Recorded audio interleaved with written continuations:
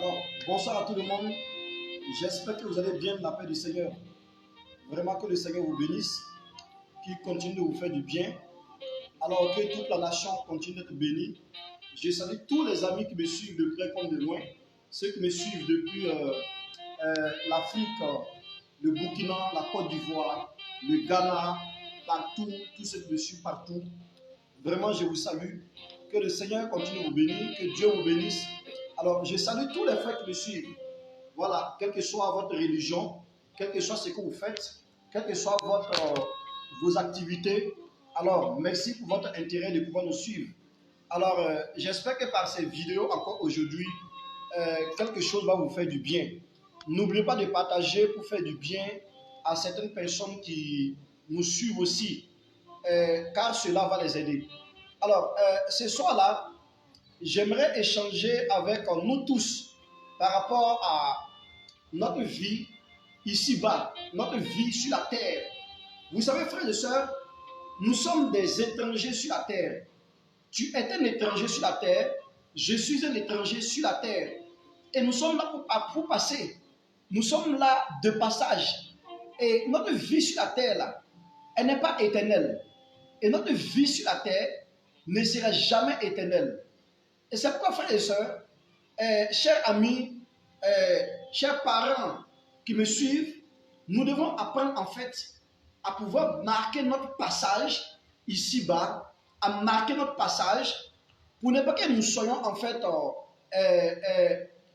des histoires seulement pour des gens, mais que nous soyons des exemples pour ceux qui vont venir après nous. Alors, frères et sœurs, j'aimerais seulement nous demander de pouvoir comprendre le message que je veux vous donner ce soir et partager le maximum de ce message-là à nos frères, à nos amis, pour permettre aussi au maximum de pouvoir aussi nous suivre, de pouvoir recevoir aussi des conseils qui peuvent les aider. Alors, frère, c'est pourquoi j'aimerais t'encourager. J'aimerais commencer aujourd'hui en parlant à des groupes de personnes. Je veux parler à la nation qui me suit. Je veux parler aux nations qui me suivent. Je veux parler à la société civile. Je veux parler à la jeunesse. Je veux parler à tous ceux qui savent qu'ils sont sur la terre, ils respirent. Je vais vous donner un conseil que j'ai reçu aussi des aïeux. J'ai reçu des personnes âgées et ces conseils me font du bien, frère. Alors, il est important de pouvoir comprendre cela parce que nous sommes sur la terre, pas pour se faire la guerre pour l'éternité, mais nous sommes de passage. Alors, précisément, vous, mes amis, mes frères, qui sont de la même promotion ou presque de la même âge que moi, ça veut dire que tout ce qu'on peut appeler aujourd'hui jeunesse. Alors, je veux parler à vous, jeunesse. Je veux parler à nous, jeunesse. Nous devons être une jeunesse vraiment consciente dans tout ce que nous faisons. Regardez un peu comment l'Afrique est troublée. Regardez un peu comment le Burkina est troublé. Regardez un peu comment la Côte d'Ivoire va. Regardez un peu comment le Mali. Regardez comment ça se passe. Regardez comment aussi le Niger est en train de prendre pour elle. Regardez comment aussi le Togo, c'est en train de se passer au Togo. Les choses sont en train de partir de mal en pire. C'est vrai que la Bible nous a dit, le Seigneur Jésus-Christ nous a dit dans la Bible qu'à la fin des temps, il va avoir des temps pareils qui vont se passer sur la terre. À la fin des temps, il va avoir beaucoup de troubles. C'est pourquoi, frères et sœurs, nous sommes dans la fin des temps. C'est pourquoi que tu sois musulman, que tu sois catholique, que tu fasses partie d'un groupe chrétien, il faut que tu donnes ta participation, il faut que tu te mettes ta main pour que les nations qui sont autour de nous, qu'elles soient le Burkina, qu'elles soient le Mali, qu'elles soient tous ces pays de l'Afrique de l'Ouest, et précisément l'Afrique, parce que c'est là que nous vivons, c'est là notre continent, c'est là notre berceau, c'est là notre nation, pour que nous puissions vivre en paix, aider nos gouvernements, aider nos familles, aider les citoyens qui sont autour de nous, pour pouvoir vivre en paix, aider nos familles à pouvoir avoir la quiétude. Frère, sœur, amis, chère sœur, il ne faut pas que tu meurs comme un simple homme, ou même mourir comme une personne qui n'a jamais existé. Vous savez, les gens, quand ils meurent, là, les gens sont contents, les familles sont contentes, même si on a un peu de larmes, parce que la personne va nous manquer, quand même, la personne est partie avec ses bêtises. Comment aujourd'hui tu peux te promener, tu vois dans les bars, tu vois dans les coins de rue, des gens qu'on appelle des jeunes, qui se disent qu'ils ont une vision, qui disent qu'ils ont leur avenir, qui cherchent leur avenir. Ces frères-là, ces sœurs-là, ils s'asseyent en groupe. Vous ne pouvez pas partir payer une moto. Vous pouvez partir payer un simple portable Shintop là. C'est un problème. Mais c'est vous qui êtes là, vous avez 2 casos, vous avez 3 casos. Vous seul, vous ne dépassez pas 5 personnes, jeunesse. Ça, ce n'est pas la conscience. Ce n'est pas la conscience. Qu'est-ce que tu construis? Qu'est-ce que nous construisons? Même si c'est un ami qui t'a appelé, à inviter, de venir manger, de venir boire, frère, tu ne vas pas partir t'asseoir quand même pour t'asseoir pour boire toi seul 10 bouteilles de bière, 10 bouteilles de flag, 10 bouteilles d'alcool, et puis te lever en bonne santé, rentrer et vouloir encore son aide dans un projet. Une jeunesse que nous sommes doit avoir obligatoirement une vision. Qu'est-ce que c'est une jeunesse? Une jeunesse est une flèche entre la main des anciens. Mais seulement souvent on se demande est-ce qu'il y a des anciens qui sont conscients? Les anciens, pardonnez-moi, mais laissez-moi vous dire cette vérité.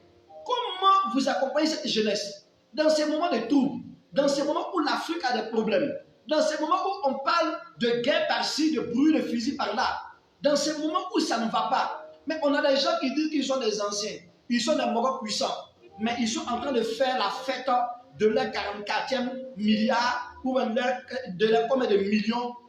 Mais écoutez, la jeunesse est en train de souffrir. Il y a des jeunes quand même conscients qui sont là, qui sont parmi eux. Mais essayez de créer des emplois. Essayez aussi d'encourager cette jeunesse à faire quelque chose. Mais le problème souvent, c'est que nous avons parmi nous des personnes qui entreprennent, des anciens qui ont l'argent, des anciens qui ont des emplois pour la jeunesse, mais ils ont un problème. Ils veulent exploiter les gens. Est-ce que tu vas accepter prendre comme ton propre enfant, ton propre fils à l'esclavage et vouloir que la nation vive en paix? J'aimerais vous encourager, frère, cher papa, chère maman, cher soi-disant millionnaire, milliardaire. Aujourd'hui, tu es le millionnaire. Et jeudi, tu es la milliardaire qui est connue, qui est posée. Mais sache que tu n'étais pas millionnaire, milliardaire hier ou avant-hier. C'est pour ça que nous vous encourageons. Nous vous encourageons. Créer des emplois. Encourager la jeunesse à pouvoir faire quoi? À pouvoir se mettre aussi dans les emplois. Créer des emplois, frères et sœurs. Créer des emplois, mère, père. Mais vous allez mourir, laisser tous ces millions là en banque qui fait quoi? D'autres se permettent de pouvoir avoir 2e bureau, 3e bureau. 2 femmes ici, 3 femmes ici. Et l'autre même, la titulaire qui est à la maison n'est pas au courant. Ou elle est au courant mais bouche bée. Elle est dans l'argent. Si elle ne va plus avoir sa voiture. Ou elle est contrainte d'accepter pour pouvoir avoir un véhicule. Tu es un assassin, papa. Tu es un assassin milliardaire. Regarde cette jeunesse qui est en train de souffrir. Mais pendant que tu es en haut là, pendant qu'il y a une fête, tu as besoin d'eux. Pendant qu'il y a une situation, tu as besoin de pouvoir t'aider. Pendant qu'il y a quelqu'un dans ton village qui est en train de mourir, c'est eux là qui vont venir t'aider à creuser pour partir soulever le corps. Mais jeunesse, soyons conscients. On te donne 1 million pour partir faire un projet. Ou on te donne 1 million, on dit il faut prendre ça te chercher. Tu vas lever 300 000 dedans pour partir faire un show. Comment quelqu'un qui est conscient, on va lui donner 3 millions, il va prendre 1,5 million dedans, partir payer une moto qui fait du bruit, et puis partir enlever 300 000 francs pour gérer ses copines, pour ses copains dans les bars et vouloir encore un avenir. Chers frères et sœurs, chers amis, mais ça déjà là, c'est la sorcellerie. La sorcellerie, ce n'est pas déjà le fait de quitter de son corps. La sorcellerie là, ce n'est pas le fait de partir tuer quelqu'un dans le spirituel et de manger son corps. La sorcellerie, c'est de gaspiller le peu que Dieu lui-même t'a donné pour pouvoir utiliser là. Ça déjà, c'est la sorcellerie. Mais toi-même, tu es ton propre démon. Pendant que tu es en train de te promener dans les églises, dans les lieux, pour chercher une intervention. Mais regarde comment toi-même tu gaspilles. Compte le nombre de cigarettes que tu termines par jour. Compte le nombre de boissons alcoolisées que tu prends pour chercher des maladies, des problèmes à ta propre personne. Compte et tu vas voir que non. Mais toi-même, tu es un frein à ta propre vie. J'étais content de voir un jeune qui m'appelait, mais je ne savais pas ce qu'il m'a dit, mais comment ça va, monsieur? J'ai dit, ça va bien. Vous vous souvenez de moi? J'ai dit, non. Mais vous m'avez encouragé d'arrêter la cigarette parce que quand vous avez calculé, vous m'avez montré qu'en 2 ans, en 3 ans, j'ai dépensé 5 millions dedans. Alors aujourd'hui, je vous appelle pour dire que ça fait déjà un mois que j'ai pu arrêter de fumer. J'étais content pour ces jeunes-là. Frères et sœurs, il faut que tu aies une vision. Jeunesse du Burkina, jeunesse de la Côte d'Ivoire, jeunesse du Mali, jeunesse du Togo, jeunesse du Niger, jeunesse du Ghana, jeunesse du Bénin, jeunesse de l'Afrique. Il faut que nous ayons une vision. Sans la vision-là, nous ne pouvons pas arriver là où on part. Toi, vieillard, toi, personne adulte, toi qui dis que tu es déjà arrivé, une personne qui a une vision là, quand il regarde le projet, quand il regarde le pied, là où il est arrivé aujourd'hui là, en l'étage où il est arrivé aujourd'hui là, il voit comme s'il n'est pas encore arrivé là-bas. Il cherche toujours à travailler. Parce que le jour que tu arrêtes de travailler, tu comptes sur seulement tes revenus qui sont là aujourd'hui là. Mais demain, il peut avoir une faillite. La vision, c'est quoi? La vision, c'est voir encore ce qui est meilleur et essayer d'atteindre le sommet que je ne pouvais pas atteindre. Tu comprends? Jeunesse. Jeunesse. Il est important pour toi et pour moi de nous lever pour accepter un boulot de 40 000, de 50 000, de 70 000 pour commencer, au lieu de s'asseoir pour partir voir un Walkman pour chercher de l'argent facile, ou même partir tuer des gens, enlever les parties de leur corps, pour partir faire des médicaments, ou même partir travailler une fille, pour coucher avec elle, pour prendre sa virilité, pour prendre son futur, pour travailler, tu vas terminer mal. Et ça, c'est la malédiction. Regardez comment nos frères et nos sœurs meurent aujourd'hui. Regardez comment notre génération est en train de disparaître aujourd'hui. Un, tu n'écoutes pas les conseils de tes parents. Deux, toi-même là, tu n'as pas pitié de toi-même, ta propre vie, tu vas créer des problèmes toi-même. Tu n'as pas non loti. Tu n'as pas un terrain non viabilisé. Mais tu roules sur une moto de 2 millions, de 3 millions. Tu as un problème. Tu as un problème. Jeunesse, jeune fille. Mais toi, tu es là, tu es assis, tu dis qu'il n'y a pas de garçon qui te veut. Hein? Il n'y a pas de garçon dans le pays là. Mais regarde ton comportement. À la maison là, tu as les 10 000 dangers de tout le monde. Quand papa dit A, toi tu dis B. Quand papa dit C, toi tu dis Z.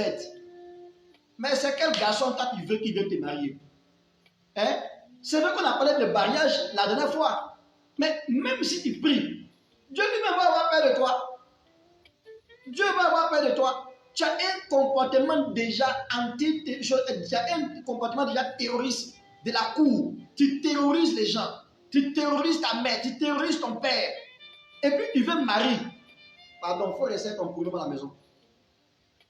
Mais ça là, il n'y a pas de prière qui va t'aider. Le pasteur ou le soi-disant pasteur qui t'a parti va pour gérer, pour prier pour toi là. Et vouloir que Dieu t'aide là. Dieu te donne un bon mari là. Mais et puis il te dit que non, Dieu va faire, mais il a menti. Il a vu ça peut-être dans un futur qui va arriver dans 15 ans, quand tu vas changer de vie. Mais toi-même, tu es insupportable. Toi-même, tu ne te supportes pas toi-même. Tu vas partir te donner à qui? Tu vas partir te donner à qui? Hein? Tu vas partir te donner à qui? Change de vie. Change de comportement. Change de manière de faire. Mais toi, tu dis que tu es jeune, tu veux te marier.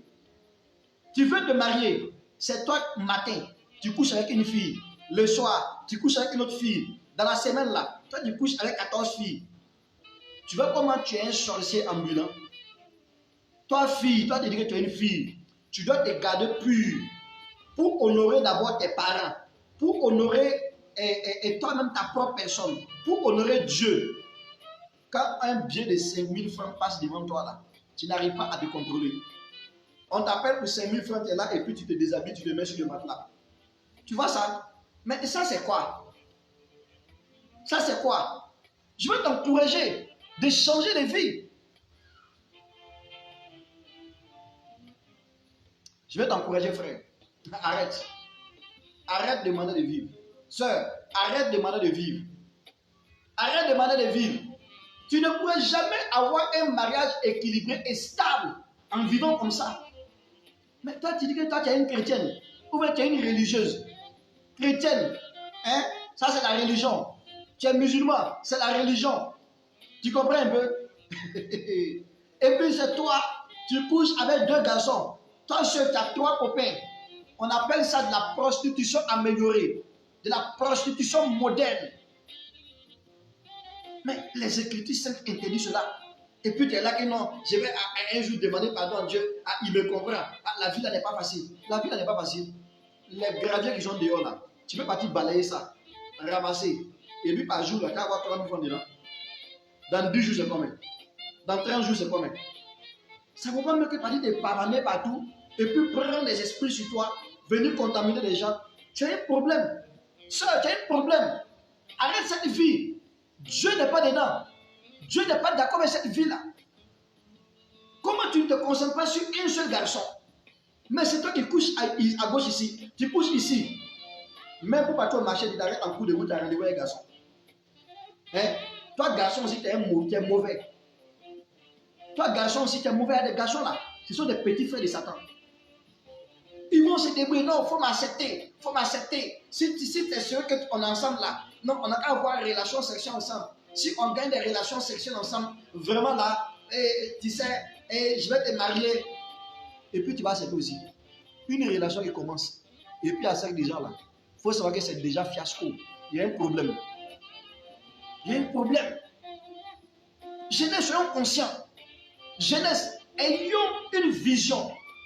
Jeunesse, aie une vision. La vision, c'est quoi? C'est de voir déjà ton avenir à une position très grande pendant que toi, tu es dans le présent. Et la vision te donne de pouvoir tracer 2 plans ou 3 plans.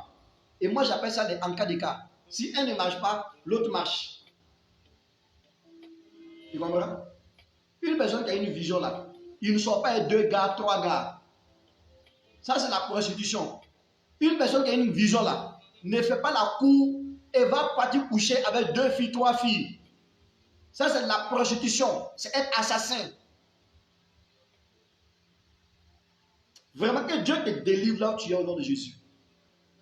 Une personne qui a une vision, pendant qu'il est en train de se concentrer sur un travail, et puis il sent que c'est bizarre là, en même temps il fait autre chose à gauche, il fait autre chose à droite. Tu comprends? Et puis il se précise, il se spécialise dans un seul lieu. Tu comprends? Tu es en train de faire la mécanique. Mais pendant que tu fais la mécanique là, tu apprends à gauche et à droite à faire autre chose quoi. Comme ça, le jour que tu n'es pas dans ce travail-là, tu as quelque chose d'autre que tu peux faire à gauche, à droite. Tu comprends? C'est ça la vision. Mais aujourd'hui, tu ne fais rien. Tu te promènes dans les bars, tu te promènes dans les maquis. Vraiment que Dieu te délivre. La religion, là, ça ne sauve pas. Hein. Partir à l'église, là, ça ne sauve pas quelqu'un. Partir dans un temple d'une religion, là, ça ne sauve pas quelqu'un. Tu comprends? Ce qui sauve, là, c'est d'abord ta discipline. Ta discipline dans le sang de Jésus. Pourquoi dans le sang de Jésus? Parce que c'est uniquement le sang de Jésus qui n'a pas péché. J'ai prié pour toi. Seigneur, délivre ce frère au nom de Jésus. Seigneur, délivre cette fille au nom de Jésus. Délivre-la. Délivre-le de la prostitution au nom de Jésus-Christ. Délivre-la de cette vie mauvaise qu'elle mène au nom de Jésus-Christ. C'est que si tu ne la délivres pas, elle va mourir. Et elle va entrer en enfer. Et toi-même, aie pitié de toi-même. Si tu meurs maintenant là, tu vas partir où dans cette vie? Devant les cageaux de bière. Chaque fois, avant de passer dans les chambres de passe, toi, dans le mois là, 20 fois, tu vas dans les chambres de passe. Tu payes 5 000, 5 000, 10 000, 10 000, 20 000, 20 000. Ça fait combien? Que Jésus te délivre au nom de Jésus. Que Jésus te délivre au nom de Jésus. Amen. Deuxième vidéo.